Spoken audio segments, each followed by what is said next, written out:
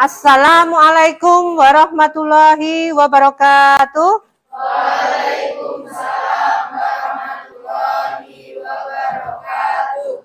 Sebelum kita mulai pelajarannya, marilah kita berdoa terlebih dahulu.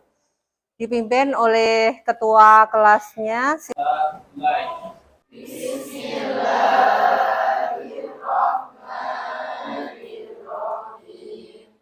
Alhamdulillahirrahmanirrahim. Anak-anak, sekarang kita bisa memulai pelajarannya, tetapi sebelum kita mulai, tolong disiapkan perlengkapan dan alat-alat untuk belajarnya, buku-bukunya, dan lain sebagainya.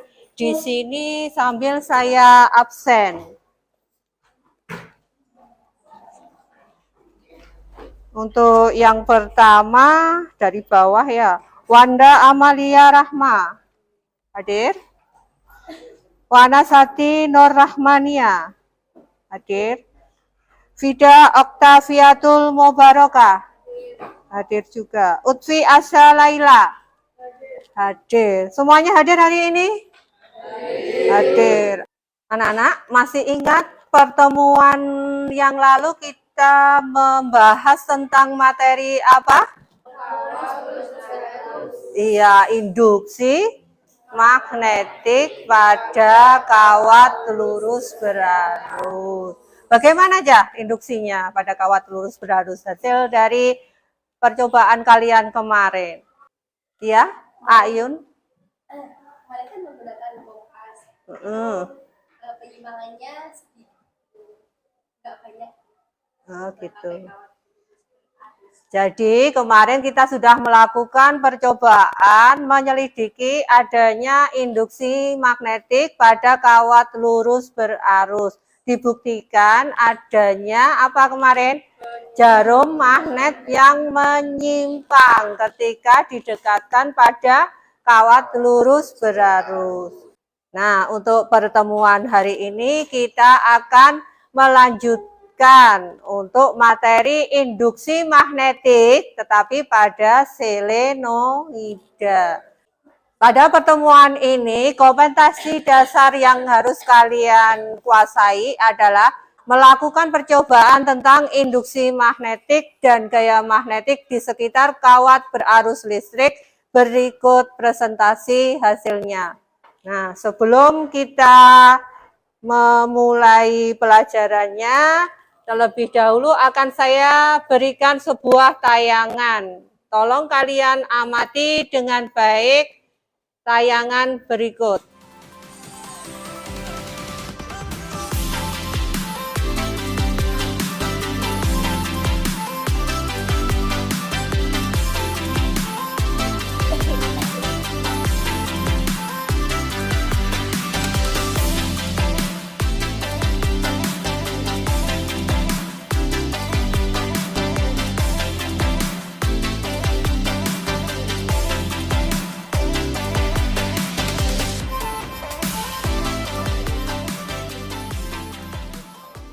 Oke, sebelumnya anak-anak, apa yang kalian dapatkan dari permasalahan pada tayangan tadi? Ya? Permasalahannya ingin mempercepat laju putaran supaya tagihannya langsung cepat. Ya, masalahnya ingin mempercepat lajunya. Nah, dia ingin mempercepat lajunya dengan apa?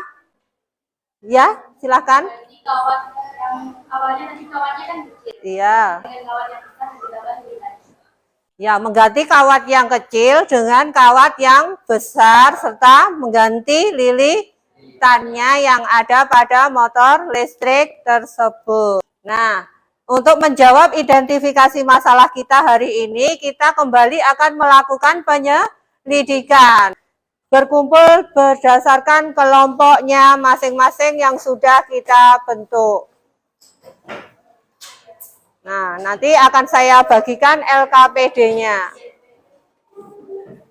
Sudah siap per kelompoknya masing-masing? Sambil saya bagi LKPD-nya. Nanti, kalau ada langkah yang belum jelas, silakan kalian tanyakan. Sambil kalian buat kelompok, saya bagikan LKPD-nya. Ini ada waktu 30 menit untuk kalian melakukan percobaan beserta memasukkan data-data hasil percobaan kalian pada tabel yang ada.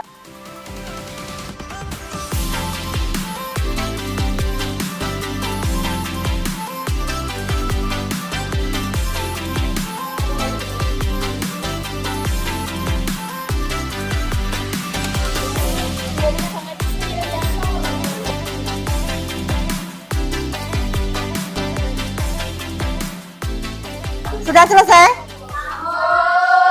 Bagus. Sekarang kita persiapkan untuk presentasi. Kelompok mana dulu yang siap untuk presentasi? Kelompoknya Vida, kelompok Beta. Assalamualaikum warahmatullahi wabarakatuh. Jadi kesimpulannya, semakin besar tegangan baterai, maka semakin besar medan magnetnya. Semakin banyak lilitan juga semakin besar medan magnet. Besar kecilnya medan magnet yang dihasilkan dipengaruhi oleh besar arus dan banyaknya lilitan. Jika ada yang bertanya, silahkan. Saya mau nanya. Penerapan menggunakan solenoida dalam kehidupan sehari-hari itu apa? Penerapan penggunaan solenoida dalam kehidupan sehari-hari yaitu pada alat-alat di sekitar kita, yaitu kipas angin dan blender, chopper, dan juga tamnya. Di dalamnya kan ada motor listrik. Yang lain? Perkenalkan, nama saya Anastasia dari Kelompok Dosen Unpad. Ingin bertanya, bagaimana formula matematis mengumpulkan Indonesia pada solenoida? B. Berbanding lurus. B. Induksi magnet berbanding lurus dengan I, yaitu arus, dan juga berbanding lurus dengan jumlah lilitan, yaitu N. Jadi rumusnya B sama dengan mu 0 I kali N. Jika sudah tidak ada, kami tutup. Jika ada kesalahan dari kelompok kami, mohon dimaafkan. Wassalamualaikum warahmatullahi wabarakatuh. Waalaikumsalam warahmatullahi wabarakatuh. Nah, sekarang mari kita bahas kembali apa yang telah kalian lakukan dari penyelidikan tadi. Dari hasil penyelidikan tadi, apa yang kalian dapatkan, anak-anak? Apa yang kalian dapatkan? Ya, Ratih? Dapat saya simpulkan bahwa besarnya medan magnet di sekitar solenoida bergantung pada banyaknya lilitan kumparan dan besarnya arus listrik yang mengalir. Semakin besar arus listrik dan semakin banyak jumlah lilitan, maka semakin besar pula medan magnet yang dihasilkan. Kemudian, ketika kita menggunakan kaidah tangan kanan, maka keempat jari menunjukkan arus listrik dan itu jari menunjukkan kutub utara. Dan yang terakhir yaitu perbandingan induksi magnetik pada kawat lurus berarus dengan induksi magnetik pada solenoida.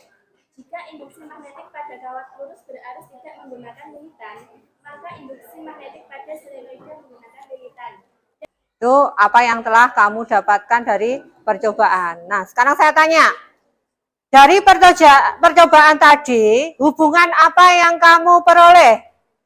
Bagaimana, atau saya tanya sekarang, bagaimana hubungan antara medan magnetik atau induksi magnetik yang besarnya itu sesuai dengan arah penyimpangan jarum kompas dengan arus yang kalian berikan, di mana arus ini besarnya sesuai dengan tegangan pada baterai yang diberikan. Apa hubungannya? Berbanding lurus. Artinya apa? Artinya apa kalau induksi magnetik berbanding lurus dengan arus?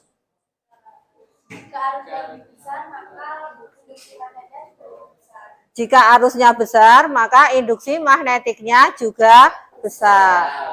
Nah, dari sini juga kita mengenal apa yang namanya solenoida, ya, dari percobaan tadi.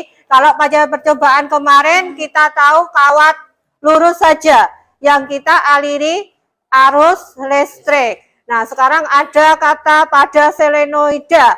Dari hasil percobaan tadi, apa yang kamu simpulkan tentang selenoida? Selenoida itu apa sih anak-anak? Selenoida itu apa? Kawat yang dililitkan atau kawat yang digulung gitu ya. Atau jadi kumparan. Itu dikatakan sebagai selenoida. Nah, itulah apa yang telah kita pelajari hari ini. Sebelum kita ke penutupan, silakan buka link yang kemarin. Kita lakukan post test dalam waktu 7 menit.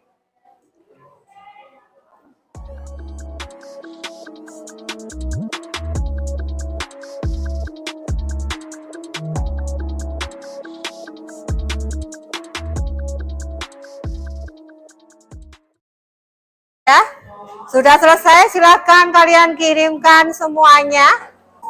Setelah itu akan saya lihat siapakah yang dapat nilai tertinggi. Saya umumkan ya, yang dapatkan hari ini poin adalah Ananda Vida. Silakan maju.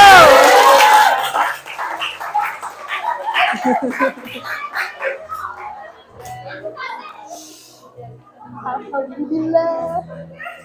Rajin terus ya, semangat ya belajar. Pertahankan nilainya. Baik, untuk berikutnya adalah waktu untuk kalian merefleksikan dari hasil pembelajaran kita hari ini. Siapa? Ananda Rati, silakan merefleksikan apa yang telah kita pelajari hari ini. Pembelajaran kali ini sangat bermanfaat terutama dalam kehidupan sehari-hari. Pasalnya kita dapat mengetahui teori serta cara kerja pembelajaran ini. Terlebih kita mengambil contoh dinamo dan motor listrik, sementara dinamo dan motor listrik sendiri sering kita jumpai dalam keseharian. Selain teori yang bisa menambah wawasan, praktek juga menjadi penguat atas teori-teori yang telah diberikan. Ditambah dengan adanya kerja kelompok yang membuat pembelajaran ini terkesan asyik, menarik, dan tidak membosankan. Terima kasih.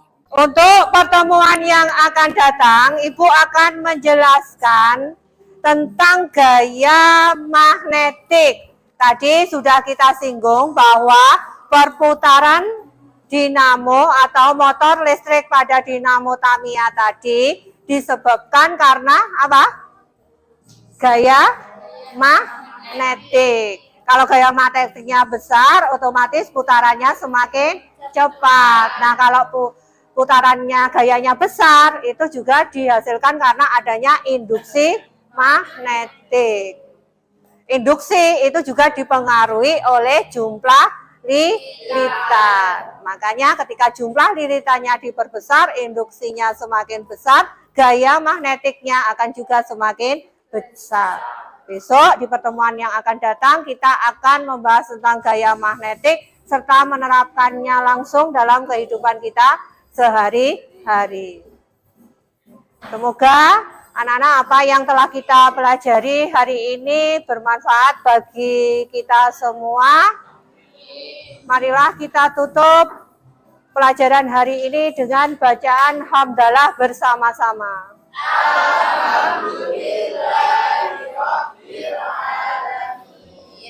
Saya akhiri. Wassalamualaikum warahmatullahi wabarakatuh.